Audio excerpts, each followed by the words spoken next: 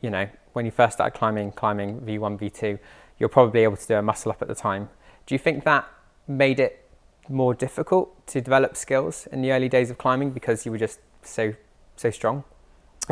Probably, yeah. You know, in hindsight, I'd have benefited from having an experienced climber essentially saying to me, take it easy, right? Relax, Because yeah. I could go in, you know, as he said, I could go into a climbing centre and pretty much campus all the easy stuff.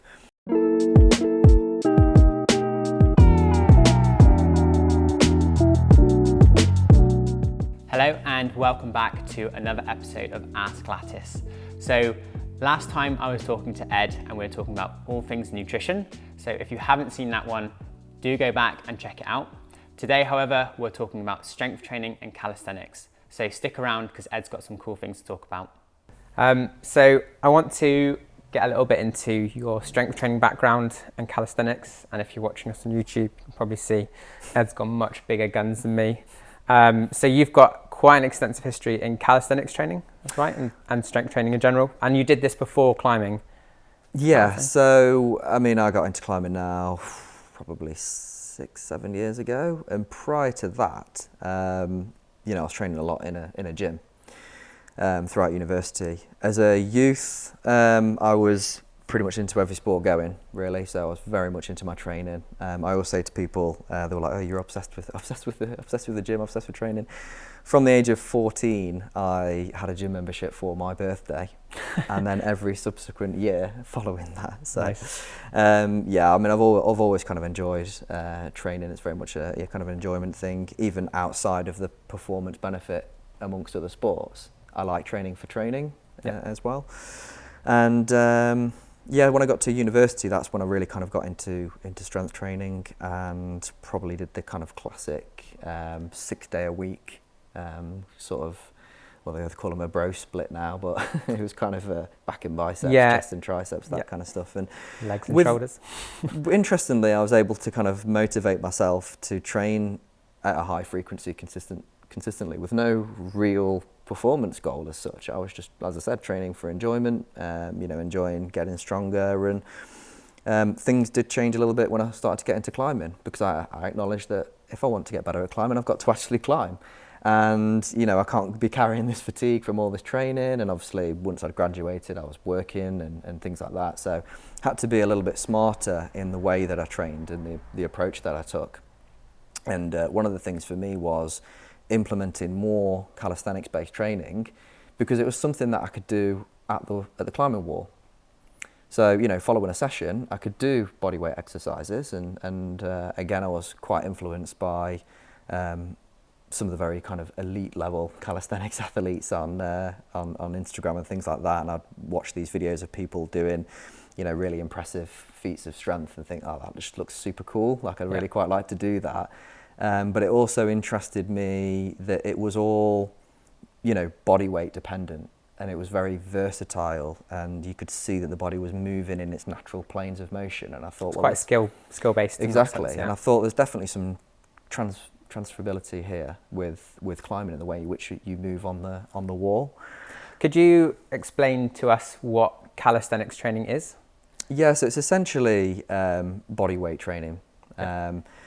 And, you know, a lot of people think of this as, you know, doing push-ups and pull-ups and, you know, body weight squats and things like that. But there's very few muscle groups that you can't target intensely with calisthenics training. And a lot of the training methods are derived from gymnastics as well. Yep. You know, anyone that's watched any kind of gymnastics training, especially things like the rings, will see, you know, how impressively strong these athletes are.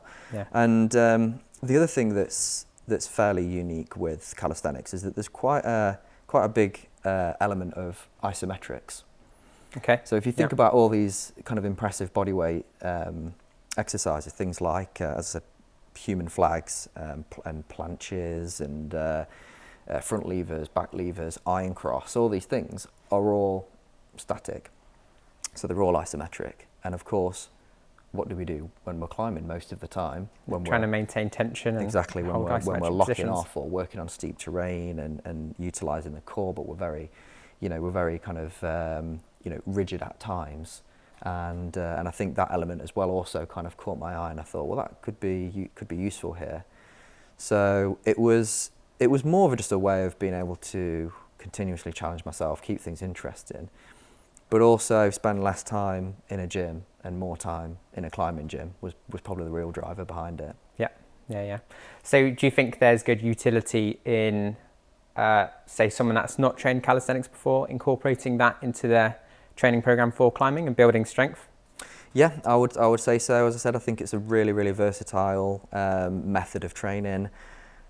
Even more so, obviously what we've seen over the pandemic with gyms and facilities having to close down, and people looking for ways to push their training and strength levels at home, but not necessarily with any equipment or room even to have equipment. So calisthenics obviously offers that opportunity. You can do a lot for bar, right? And I've had lots of clients like going to parks, trying to get outside.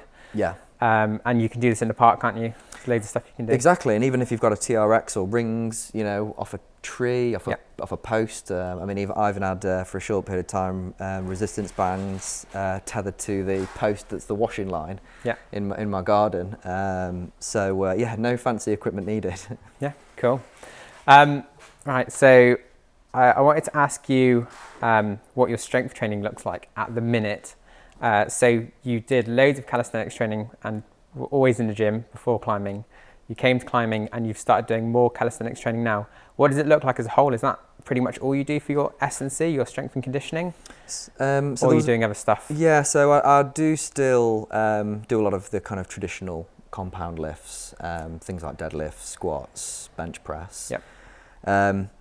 I find that I do enjoy that. I do enjoy seeking out those big numbers on those lifts, which is a little bit different, of course, from calisthenics. I guess I've found probably a more appropriate balance now between the two. So there's certain things that I found when I was doing a lot of calisthenics training that I thought was perhaps maybe overdoing it, a lot of overhead work. So if you spend a lot of time on parallettes and upside down. Yeah. As well as having your arms elevated when you're climbing, well, it wasn't before long that I was, running into perhaps overuse injury and things like that. And that's not to say that it couldn't be managed in a smart way. It's more because of the skill nature of it, especially things like handstands, it does demand quite a lot of time to get competent in it. And when you're very close to being good at something, and well, everyone knows what it's like, you build up a bit of momentum in your psyche and you're like, I probably shouldn't do handstands today, but I might. I might anyway. I might throw a couple in. Starts to become more enjoyable, the more well-skilled you become. Exactly. And it's very easy then to overdo it. So, generally speaking now, I'm strength training at most two times a week. Okay. So that's fairly minimal compared to what you were doing. Yeah, fairly minimal. But that opens up more opportunity to be more flexible with my climbing training. Focus a little bit more on those climbing specific aspects. And I guess I'm a much busier guy now as well than I was a few years ago. So something's got to give there as well. And I think for me now, climbing performance is key. I've built a lot of strength in my years of training, so there's only a few areas really that I'd like to improve on at the moment. And that's for your climbing or just general training? Literally just general training. Yeah, just general training. Obviously the lockdown was challenging for me. I did revert back to doing mostly calisthenics when I was at home, but then there's certain lifts and I guess when you've put a lot of time and effort into training, it can be a little bit of an ego hit, really. If you've had 6 months out, or even probably closer to 12 months for me from deadlift, and then you go back to the bar and you're lifting half the weight you did before, you kind of like, there's just something a little bit boosting about feeling strong, feeling good overall. Do you think performing well in these lifts, even if it's we might say well above the standard you needed for climbing a certain grade, do you think it makes you climb worse if you're not performing quite as well? Do you kind of put value in in lifting really heavy So to be able to climb? So for me personally, if I'm feeling strong from an overall strength perspective, then I feel good on the wall as well. Yeah. The two do go hand in hand to some extent. Now, I fully acknowledge, I'm not an elite climber. If I was, I probably wouldn't have had the path that I've taken. But it's all about what's important to you and what you enjoy. And for me, even from a kind of mental health perspective, it's very easy to go out with good intention to climb well and be shut down on something that you've previously done well on, or it could be the conditions are different, you're just having a bit of an off day. Yeah. Whereas with the training side of things, it's just another opportunity to give yourself that mental boost, and having a good hard training session really does work wonders for me from a mental perspective, and sets me up with that positive mind frame as well. Yeah. Feeling strong, climbing well, sort of thing. Yeah, exactly. Yeah, feeling healthy. I often say to people, because I do work as what's called a health advisor within private healthcare as well. So I see a lot of people from the general public that will say, I don't get to the gym all that often because I am tired at the end of the day. I've got lots of commitments at work and at home and things like that. And yeah, of course, I've got to appreciate that everyone's lives are that little bit different and not everyone has the same scope to train. But, I would say that actually the best I feel on any given day is often after I've had a training session. So, with the really hot weather we've been having, I mentioned before we started that I've not been sleeping particularly well, as I expect the vast majority of the UK at the moment. So a lot of kind of broken sleep, and off the back of that, I'm going to be sensible and not run myself into the ground training. But equally, I know that when I go for a session later, that'll probably be the best I feel all day, and I think that's really, really important. I wanted to ask, if you came into climbing clearly very well conditioned, very strong, and I imagine when you first started climbing V1, V2, you're probably able to do a muscle up at the time. Do you think that made it more difficult to develop skills in the early days of climbing because you were just so strong? Probably, yeah. In hindsight, I'd have benefited from having an experienced climber essentially saying to me, take it easy, right? Relax, because I could go in, as he said, I could go into a climbing centre and pretty much campus all the easy stuff. Yeah. And it's only really when my technique was lacking and I found myself kind of overstraining myself to progress. I knew that finger strength was important. I knew that flexibility and mobility was important. I didn't quite realise the impact of having good footwork.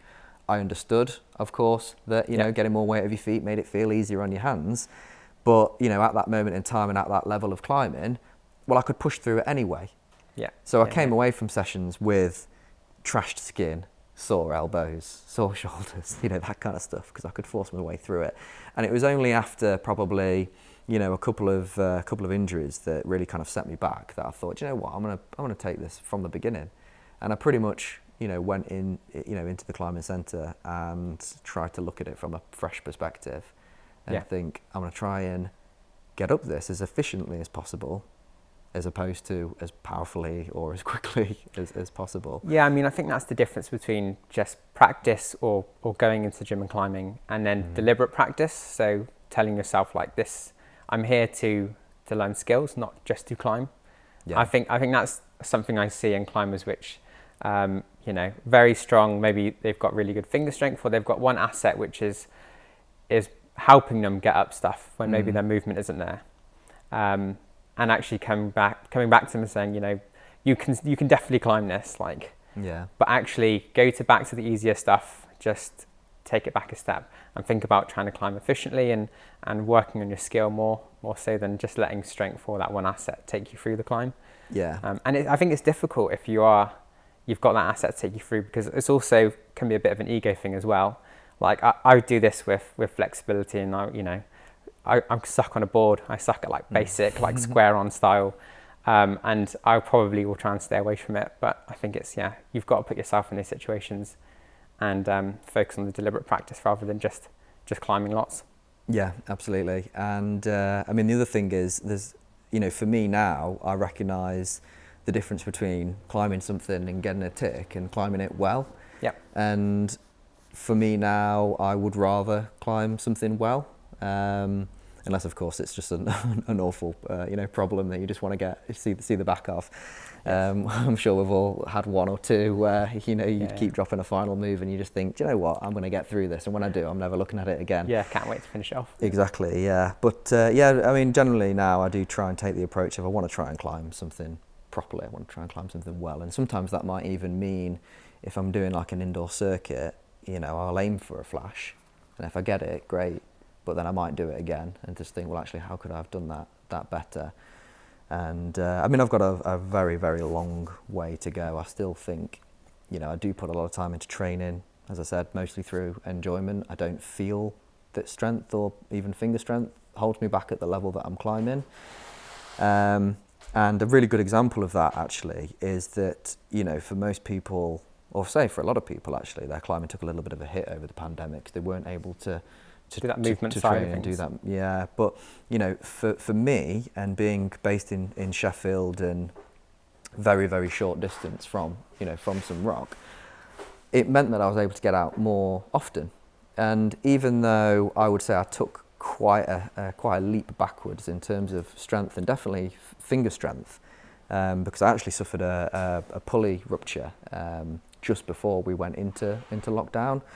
But I would say that my climbing was probably better as a result of actually spending a little bit more time on the rock than it had been before, and that's really where I kind of started to gain this appreciation of maybe it's not all about the training and the strength parameters. Sometimes it is experience, and especially on grit, it's very much getting to grips with trusting your feet on these holds. Very particular style, isn't it? Yeah, exactly. I think it's interesting you say that. I've noticed if I've taken a knockback in certain things, often that's when I make big realizations or have epiphanies about certain things. So like when I hurt my finger and I couldn't use a crimp for months, I was like free finger dragging everything, and I felt like I learnt how to use a new grip type. Yeah. And I was like able to hold holds in a different way, and the same things happened with hurting like other parts and getting involved in flexibility and climbing in different ways that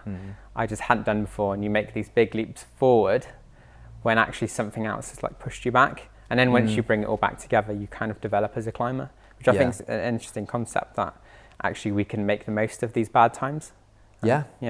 I think climbers, they're a very committed population of athletes, aren't they, at the end of the day? Sometimes that works against you, because that psyche or disappointment of not being able to perform as well, or if you're injured, it can mean sometimes prematurely pushing yourself when you're not ready and not giving yourself adequate healing time and things like that.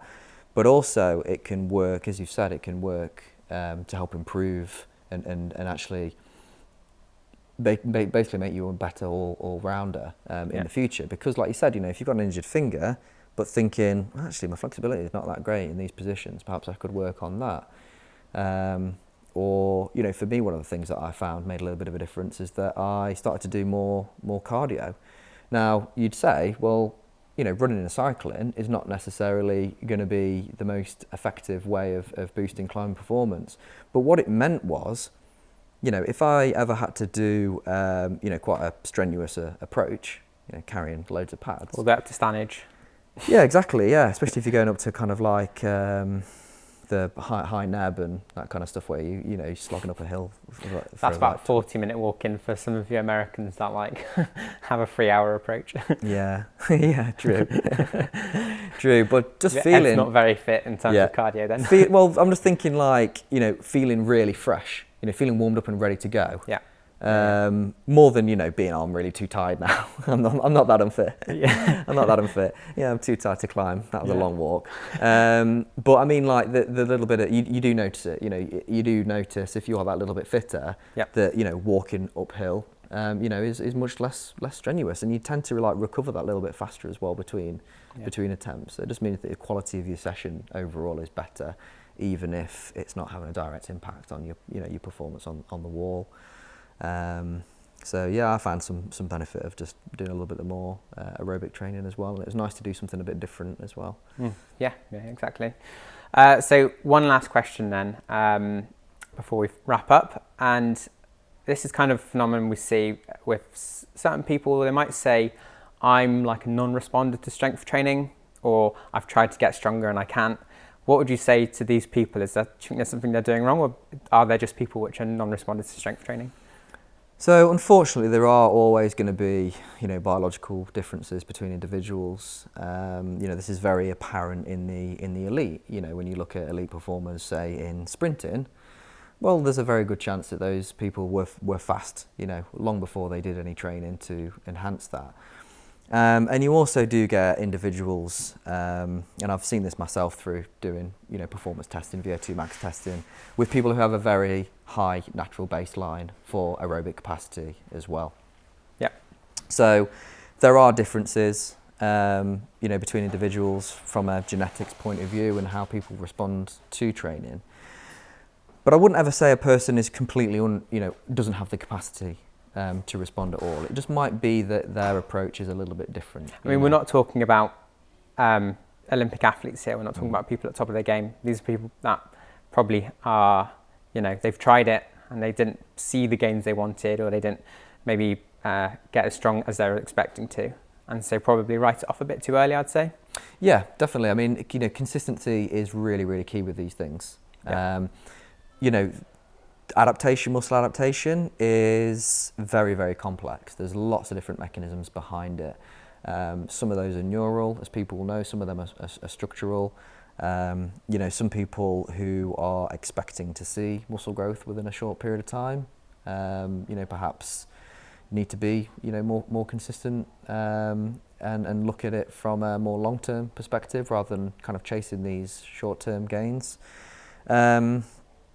But I mean, there is going to be differences in response between individuals, but I would say that there's very few people who wouldn't benefit from, consistent exposure to a new stimulus and just sticking with it over time. And sometimes it's very easy as well to say, well, I just must not be, responding to this. But what else in the lifestyle could be optimized to help promote an adaptive response? Is a person getting enough sleep? Is their diet on point? Are they overtraining? Do they have a lot of, stress at work or at home that's affecting the quality of their training as well? Yeah. So there's lots of different elements to it, and I think just being consistent and sticking at something is really key. Yeah, cool. Yeah, so I think consistency, looking at what else you're doing, so sleep, allostatic load, everything else going on in your life, and then even overtraining, perhaps you're doing too much, so that could be something that people do quite often. They jump into it way too quick. They don't have that gradual approach, and then maybe they get hurt or something and say strength training doesn't work for me. Yeah. Cool. Okay, so I'm going to go with Ed, and Ed's going to take me through some calisthenic exercises next door and show me what it's all about. But thanks for sticking around, and we'll catch you next time. Cheers.